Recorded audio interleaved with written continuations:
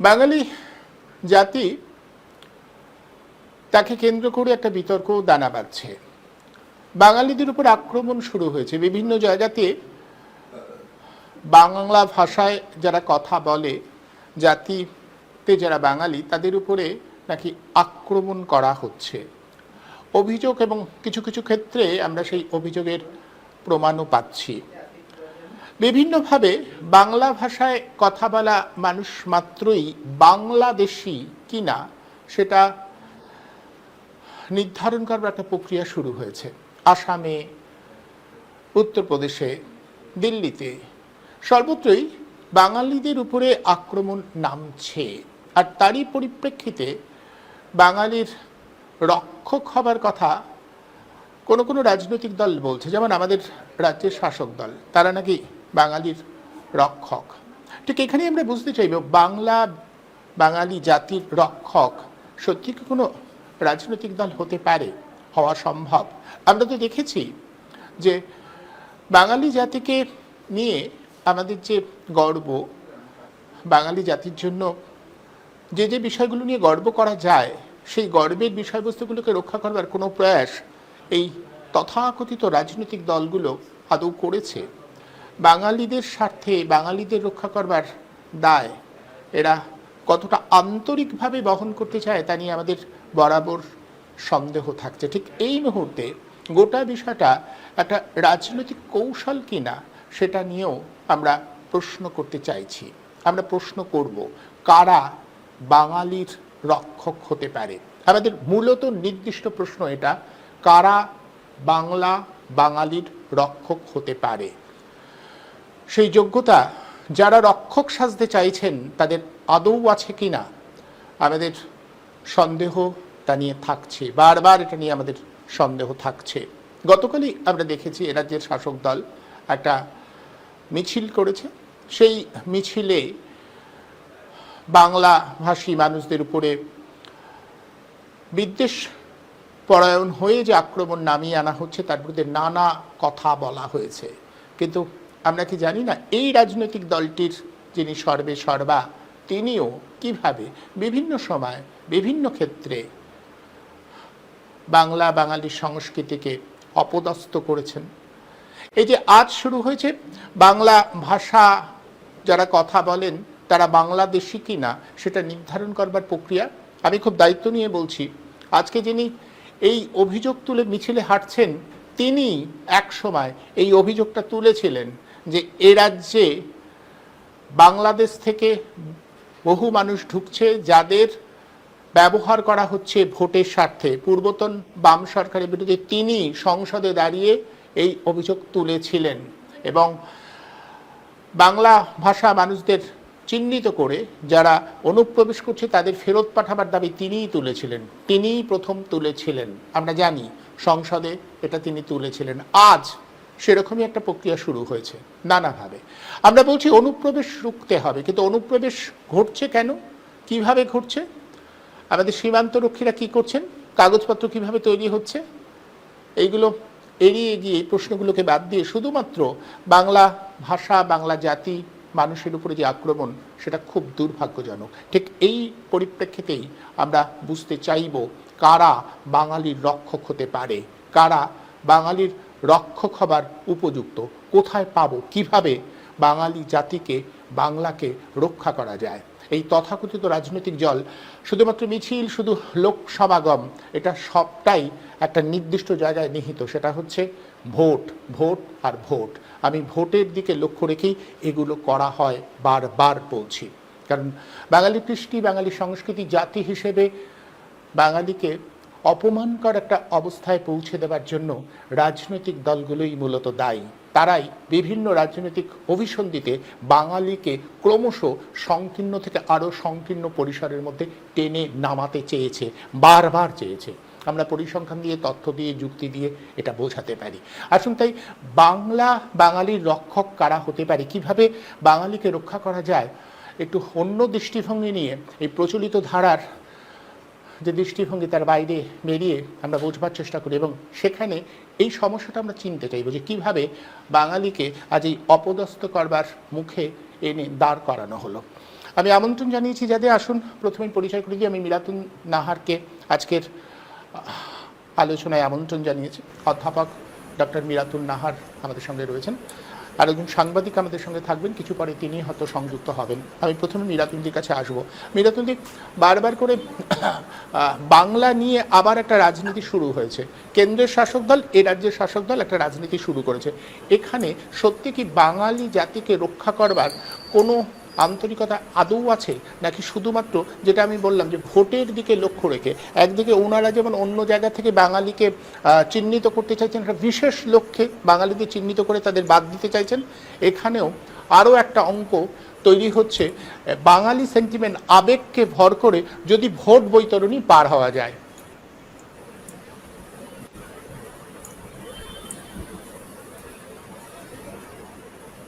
অনুপম, শোনা যাচ্ছে না কথাগুলো। আমার কথা শুনতে পাচ্ছো? হ্যাঁ, আমি শুনতে পাচ্ছি মিরাতুনদি, আমি শুনতে পাচ্ছি।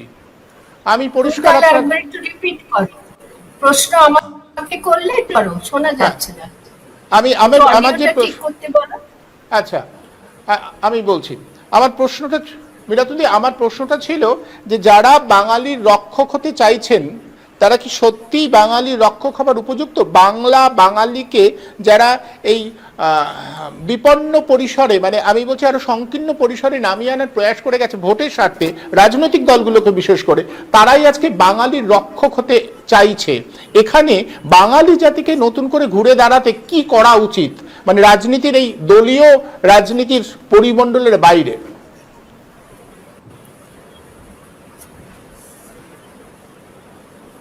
আমি তো সত্যি কথা যদি বলতে হয়, তাহলে রাজনীতির যে রূপ আমরা দেখতে পাচ্ছি, বিশেষ করে দলীয় রাজনীতির যে রূপ, যে প্রকার, যে প্রক্রিয়া এরা গ্রহণ করছেন এখন দলীয় রাজনীতি, এবং আরো স্পষ্ট করে বললে শাসক দলীয় রাজনীতি। শাসক দলের রাজনীতির প্রক্রিয়া একরকম, শুধু দলীয় রাজনীতি যারা বিরোধী দল করে তাদের একরকম, দুটোর মধ্যে পার্থক্য আছে। আর সরকারি নীতি, সরকার বা গণতান্ত্রিক সরকারের রাজনীতি, সেটা আরেক রকম। এই তিনটি আমাকে প্রভেদ করতে হচ্ছে। তো প্রথম দুটো নেব, গণতান্ত্রিক রাজনীতি কিরকম হওয়ার কথা, আর শাসক দলীয় রাজনীতি কিরকম হওয়ার কথা। গণতান্ত্রিক রাজনীতি যেটাকে বলছি সেটা আসলে সরকারের রাজনীতি, গণতান্ত্রিক সরকারের রাজনীতি, দেশের সরকারের রাজনীতি, দেশে যারা সরকারি পদে রয়েছে তাদের রাজনীতি, সেটা কেমন হওয়া উচিত। আর আজকে সরকারের বদলে শাসক দলই সবকিছু করছে, তারাই গদি দখল করেছে, তারাই আসন গ্রহণ করেছে, তারাই এখন সবকিছুর হর্তাকর্তা হয়ে গেছে। তারা কিন্তু দেশ বুঝে না, আমার একদম স্পষ্ট অভিমত। দেশ বোঝে না, দেশবাসী বোঝে না, বোঝে না আর কোনো কিছু মঙ্গল কল্যাণমূলক সদর্থক ভাবনা তাদের নেই, গঠনমূলক চিন্তা তাদের নেই। তারা শুধুমাত্র দলীয় রাজনীতি করে এবং মারাত্মক হচ্ছে শাসক দলীয় রাজনীতি। আমাকে শাসকের পদে থাকতে হবে, শোষণ করতে হবে, যত জনসম্পদ দেশ সম্পদ আছে লুটপাট করে নিতে হবে ভাগাভাগি করে সব শোষকরা মিলে, এটাই তাদের লক্ষ্য। ফলে আজকে বাঙালি জাতি নিয়ে হঠাৎ করে, লক্ষ্য করে দেখেছো কি নাকি আমি ভুল, অকস্মাৎ অনেক কিছু ইস্যু এর মধ্যে হয়ে গেল।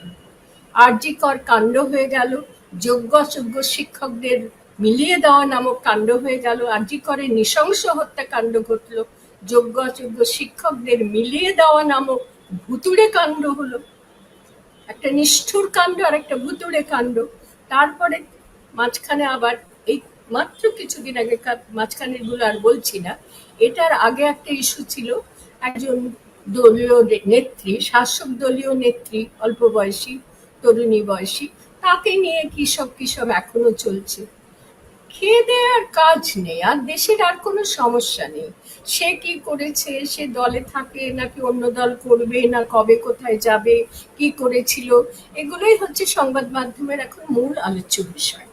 তা আমরা দেখতে পাচ্ছি যারা দলীয় রাজনীতি, বিশেষ শাসক দলীয় রাজনীতি রাজ্যে যেটা আমরা দেখতে পাচ্ছি, একটা ছেড়ে আর একটা ইস্যু হয় বানায়, অথবা আপনি বনে যায়, ইস্যুগুলো বোধহয় তৈরি হয়ে যায়, আপনি ভূতে কেউ তৈরি করে দেয়, আর এরা সেগুলো নিয়ে এক ধরনের যে রাজনীতিটা করে, সেই রাজনীতিটা মন্দ রাজনীতি বললে কম বলা হয়, জনস্বার্থ বিরোধী রাজনীতি, মানুষের দেশবাসীর স্বার্থ বিরোধী রাজনীতি। সেই রাজনীতির খেলা নানা রকম ভাবে এরা খেলে যায়। একটা খেলা এখন দেখতে পাচ্ছি এই মুহূর্তে আমরা, খেলাটা কি না, হঠাৎ করে কোথাও কিছু না, কেন্দ্রীয় শাসক দল একটা বাঙালি বিরোধী, বাঙালি জাতি বিরোধী, বাঙালিদের সমস্ত বাংলাদেশি বা বাংলা ভাষী এইভাবে ধরে নিয়ে বাঙালিদের উৎখাত করার চেষ্টা। ওপর থেকে আমরা সেরকম যেন দেখানো হচ্ছে যে কেন্দ্রীয় শাসক দল বাঙালিদের ধ্বংস সাধনে প্রস্তুত হয়েছে, বাঙালিদের আর থাকতে দেবে না, বা বাঙালি মানেই বাংলা ভাষী মানেই বাঙালি, আর বাঙালি মানেই তাদেরকে উচ্ছেদ করতে হবে, তাদের বিরুদ্ধে লেগে যেতে হবে, ধ্বংস করতে হবে। এটা আমরা অকস্মাৎ দেখতে পেলাম। কিছুদিন আগে পর্যন্ত কেন্দ্রীয় শাসক দলের এই রাজনৈতিক কৌশল দেখতে আমরা পাইনি। বাঙালি বিরোধী এতদিন দেখতাম একটা বিশেষ ধর্ম বিরোধী, আজকে দেখতে পেলাম গোটা বাঙালি জাতির বিরোধী হয়ে উঠলো তারা। কখন, কিভাবে, কেমন করে জানতে পারা যাচ্ছে না, অকস্মাৎ ধ্বনি উঠলো। এই সুযোগ কি কেউ ছাড়ে? অন্তত একজন যার সর্বশক্তিমত্তার অধিকারী বলে মনে করে নিজেকে, তিনি কি ছাড়বেন এই সুযোগ? তিনি সুযোগটা নিয়েছেন, ইস্যুটাকে নিয়েছেন, এবং চিরকাল রাস্তাকে চেনেন। রাস্তা, সত্যিকার রাস্তা কি সেটা তো আর জানেন না, জনগণের কল্যাণ করার রাস্তা তো চেনেন না, শুধু হাঁটার আন্দোলনের রাস্তাটাই চিনে নিয়েছেন এতদিন ধরে। তো আন্দোলনের একটা ইস্যু পাওয়া গেল কি না, কেন্দ্রীয় সরকার, কেন্দ্রীয় শাসক দল, তারা বাঙালি উচ্ছেদে নেমেছে। আমি থাকতে বাঙালির উচ্ছেদ কে করবে? আমি রক্ষাকর্তা। এবং সেটা রাস্তায় নেমে বলতে হবে, সাঙ্গপাঙ্গ আর অনুসারীর দল তো অগণ্য, অসংখ্য, তারাও সব রাস্তায় নেমে পড়েছে। আর আমার ছবিটা দেখতে দেখতে একটা কথা মনে হচ্ছিল, সেটা বলেই শেষ করব, বাঙালি জাতিকে ধ্বংস করবে ওরা আমি থাকতে। এটা হচ্ছে তার বার্তা, জনগণের কাছে বার্তা, দেশবাসীর কাছে বার্তা, কাছে বার্তা, উচ্চবিত্ত শ্রেণীর কাছে বার্তা, ব্যবসায়ী শ্রেণীর কাছে বার্তা, রাজনীতি করে যারা তাদের কাছে বার্তা। এই বার্তার উপরে আর কিছু হতে পারে না। তো অর্থাৎ একটা কিরকম ব্যাপার উপর থেকে ঘটে যাচ্ছে, বাঙালি বিরোধী আর বাঙালি ধ্বংস বিরোধী, বাঙালি বিরোধিতার বিরোধিতা। এই কথাটা আমাকে খুব স্ট্রাইক করছে। বাঙালি বিরোধিতা আমরা দেখতে পাচ্ছি, আর সগর্বে সতেজে রাস্তায় নেমেছে বাঙালি বিরোধিতার বিরোধিতা করতে একজন নেত্রী। আমরা কি তাকে মুখ্যমন্ত্রী বলবো না বলবো না? কোনো মুখ্যমন্ত্রীকে তুমি সাংবাদিক দীর্ঘদিনে জানো, কখনো কি আমরা, তথাকথিত মুখ্যমন্ত্রী, আমি ওই জন্য একে মুখ্যমন্ত্রী বলি না, কখনো কি দেখেছো রাস্তায় আন্দোলনে নেমে গেছেন? যদি নেমেছেন ঠিক আছে, তিনি সব সময় সব ব্যাপারই নতুনত্ব, নবীনত্ব আনেন, চমক আনেন, অন্যদের সঙ্গে তার তুলনা হয় না। কিন্তু আমি একটা প্রশ্ন করি, থামবো। প্রশ্নটা হলো, যখন অন্য সমস্যার সমাধানের জন্য, যেমন আরজিকর সরকারি হাসপাতালটা নষ্ট হয়ে যাচ্ছে, অভয় আন্দোলন সকলে বলে, সেই আন্দোলনটা যখন হলো, আর সেই আন্দোলনের সময় রাস্তায় নেমেছে, তুমি বলবে বাঙালি অবাঙালি সকলেই নেমেছে, কিন্তু আমি বলবো বাঙালি তো অধিক সংখ্যক, অন্য অবাঙালির সংখ্যার কত পশ্চিমবঙ্গে? রাস্তায় নামবেন যারা, অর্থাৎ তারা যখন রাস্তায় নেমেছেন, তখন সেই আন্দোলনটা কার প্রতি, কার উদ্দেশ্যে উত্থাপন করা হয়েছিল? তিনিও তখন আন্দোলনে নেমেছেন, নেমে একেবারে হত্যাকারীকে চিহ্নিত করে দিয়েছেন, হত্যাকারীকে ধর্ষণকারী বলেছেন এবং চিহ্নিত করে দিয়ে ফাঁসির হুকুমও দিয়ে দিয়েছেন। এটাও অভিনব কাণ্ড।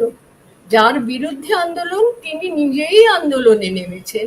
এ অভিনব কাণ্ড বুঝবার মতন মাথা বা মস্তিষ্ক বা ব্রেন আমাদের নেই।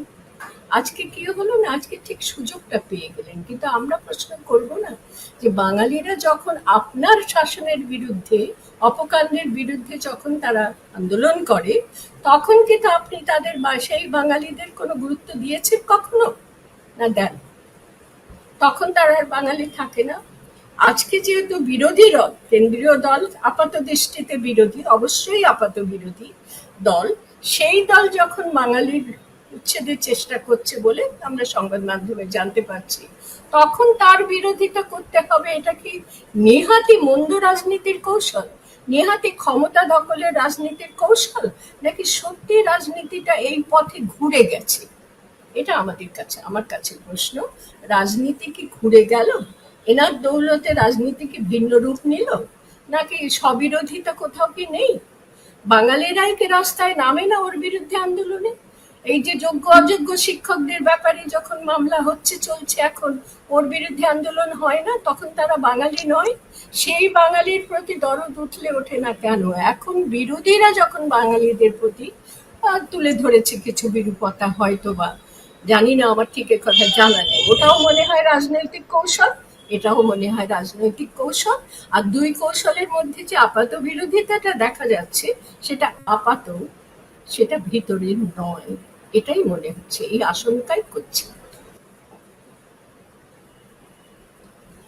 রূপম চট্টোপাধ্যায় আমাদের সঙ্গে রয়েছেন, আমি রূপম চট্টোপাধ্যায়ের কাছে আসবো। রূপম দা, শোনা যাচ্ছে? হ্যাঁ হ্যাঁ, রূপমদা, যে প্রশ্নটা মীরাতুন্দি যে প্রশ্নটা দিয়ে শেষ করলেন, আমি সেই প্রশ্নটাই তোমার কাছে রাখতে চাইবো। সেটা হচ্ছে, মীরাতুন্দি বারবার করে বলছেন বাঙালির রক্ষক হতে চাইছেন যারা, আমাদের রাজ্যের শাসক দল, তারা বাঙালির রক্ষক হতে চেয়ে পথে নামছেন। কিন্তু গত কয়েক বছর ধরে এ রাজ্যে যা যা ঘটছে, আরজি করের ঘটনা, ল কলেজের ঘটনা, একবার মীরাতুন্দি ধরে ধরে এটা বলছেন যে এই ঘটনাগুলোর পরিপ্রেক্ষিতে যে আন্দোলন, যে পথে নামা, সেটা তো বাঙালির ছিল। বাঙালির ভাবমূর্তিকে এই ঘটনাগুলোর জন্য নষ্ট হয়নি। সেক্ষেত্রে এই শাসক দল, এই শাসক নেত্রীর ভূমিকা কি ছিল? আসলে গোটাটাই পরিকল্পনা মাফিক কিনা? হঠাৎ করে এত ইস্যু থাকতে হঠাৎ করে দিল্লি থেকেই বাঙালি খেদাও একটা ইস্যু সামনে এলো এবং সেটাকে নিয়ে উনি পথে নামতে পারলেন। গোটা বিষয়টাই একটা বিরোধিতা জায়গায় মীরাতুন্দি বারবার করে উল্লেখ করেছেন, আপাত কিনা, গোটা বিষয়টা সাজানো কিনা। দুই হচ্ছে যে বাঙালি প্রতিবাদ করলে বাঙালির যে তার ভাবমূর্তি নষ্ট, সেটা তো এখানকার শাসক দলই বারবার করেছে তাদের আচরণ দিয়ে। তারা কি সত্যি বাঙালি রক্ষক হতে পারে? প্রথমত দুটো কথা প্রথম বলে নিই। একটা হচ্ছে তথ্য, অর্থাৎ সঠিক তথ্য এবং যেটা সত্য সেটাকে স্বীকার করা এবং সেই অনুযায়ী পদক্ষেপ নেওয়া, এটা রাজনীতির লোকেরা করছেন না। এবং দল নির্বিশেষে সকলেই একটা দলের চশমা দিয়ে সমস্যাটাকে দেয়। আর ২ নম্বর হচ্ছে, প্রত্যেকটি রাজনৈতিক দলই প্রমাণ করার চেষ্টা করে তারা খুব প্রতিবাদী এবং তারা খুব ন্যায় নীতিনিষ্ঠ। এই যে প্রতিবাদী ও ন্যায় নীতিনিষ্ঠ বলে তারা প্রতিষ্ঠা করবার চেষ্টা করে, এর মধ্যে একটা গলদ আছে। গলদটা হচ্ছে, আমি দেশের জন্য, মানুষের জন্য, সমাজের জন্য ভালো করব বা করছি বললেই কিন্তু করা যায়। সত্যি সত্যি মানুষের জন্য ভালো করতে হয়, দেশের জন্য ভালো করতে হয়, বাঙালির জন্য ভালো করতে হয়, তাহলে কিন্তু তাকে অতি অবশ্যই সমস্যাগুলোকে জানতে হবে, বুঝতে হবে।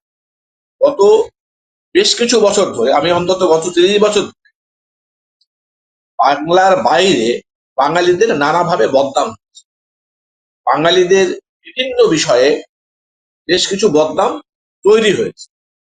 সেগুলোকে রাজনীতির লোকেরা বা ক্ষমতাসীন লোকেরা কখনো সেভাবে আমল দেয়।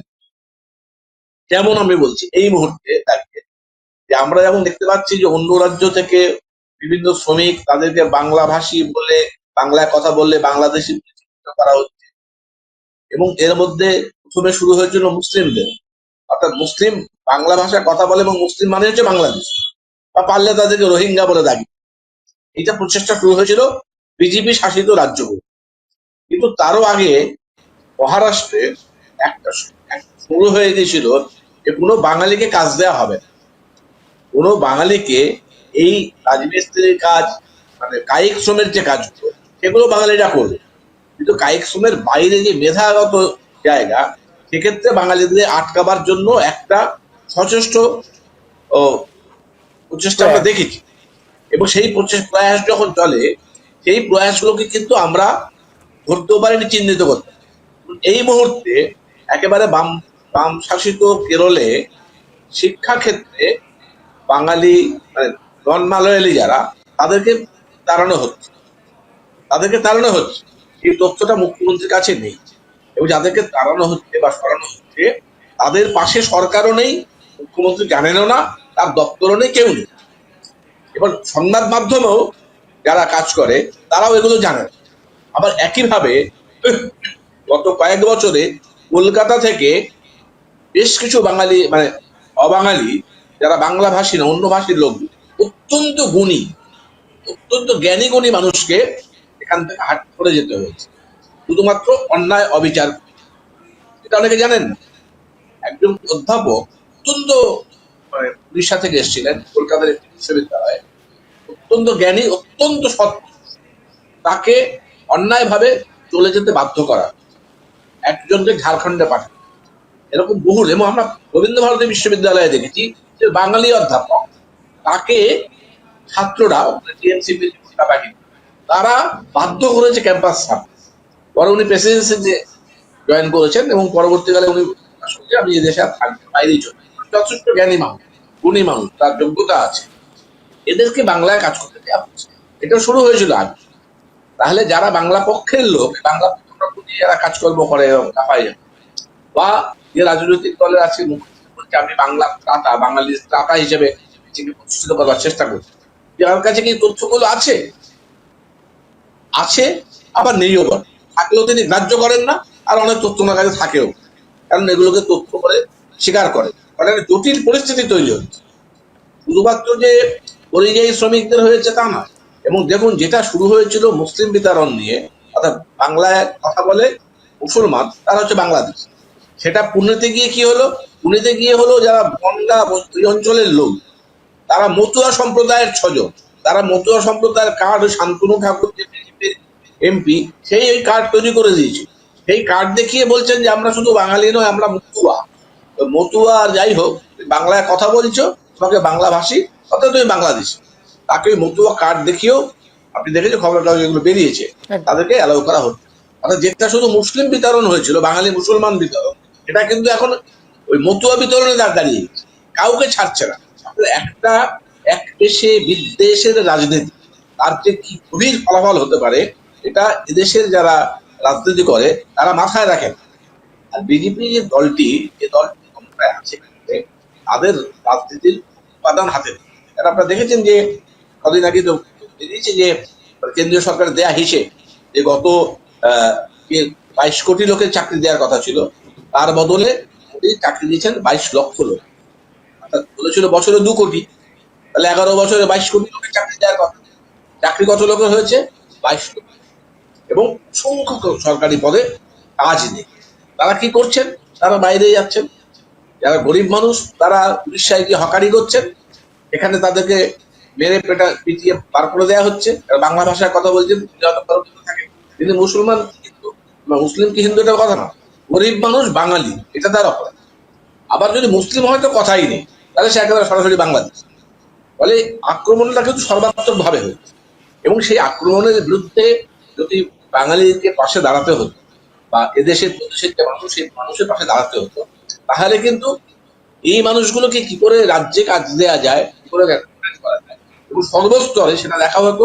এবং সবচেয়ে বড় কথা, তোমাকে ন্যায়ের রাজনীতি প্রতিষ্ঠা করতে হয়। যখন চাকরিহারারা যোগ্য অযোগ্য, অযোগ্যরা যারা টাকা দিয়েছে পার্টিকে, তৃণমূল নেতাদের টাকা দিয়ে চাকরি হয়েছে প্রায় 6000 লোক, তাদেরকে দাগি দিয়ে দেওয়া হচ্ছে, দাগি বলে, তাদের হয়ে রাজ্য সরকার এবং সিএসসি কোর্টে গিয়ে সওয়াল করছে তাদেরও চাকরি করার সুযোগ। কারণ তারা আমাদের টাকা দিয়েছে, আমাদের নেতা মন্ত্রীরাই সেই টাকা নিয়েছে, সেই টাকাই গিয়ে পার্থ চট্টোপাধ্যায় খাটের নিচে জমা হয়েছে, তার সংখ্যা প্রায় 150 কোটি টাকা। এদিকে তার বান্ধবী 50 কোটি টাকা, 200 কোটি টাকা শিক্ষামন্ত্রী লুটেছেন। তাদের কাছ থেকে লুটেছেন না ওই দাগি লোক, যারা চাকরি পয়সা দিয়ে চাকরি পেতে শিখে, তাদের হয়ে সওয়াল করছে সরকার। সততার কোনো জায়গা নেই। এবং আমরা দক্ষিণ কলকাতার ল কলেজে দেখলাম, এটা কলকাতার ঘটনা বলে আসলে কাউর, হ্যাঁ, গোটা রাজ্যে যা ঘটছে সেটা বলার মতো।